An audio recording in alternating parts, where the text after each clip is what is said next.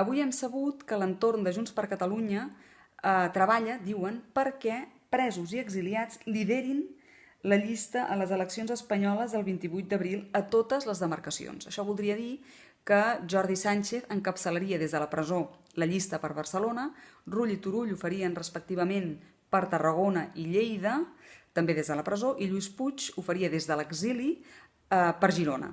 A més, també hem sabut que Montse Bassa, germana de Dolors Bassa, que és també a la presó, encapçalarà la llista per Esquerra. I el mateix està passant amb les eleccions municipals i amb les eleccions europees.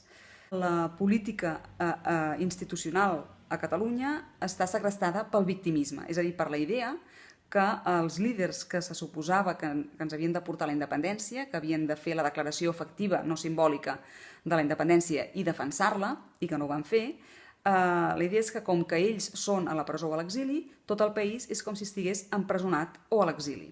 Quina és l'agenda d'aquests presos i exiliats que aspiren a continuar liderant la política del país, directament o bé en nom de familiars seus?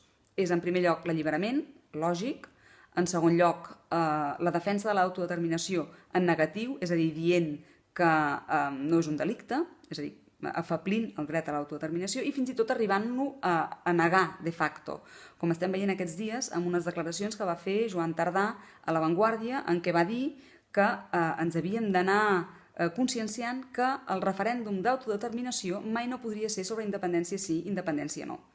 A banda d'ignorar l'1 d'octubre i el seu mandat, això que planteja ja no és un referèndum d'autodeterminació tal com estableix el Codi de Bones Pràctiques de la Comissió de Venècia.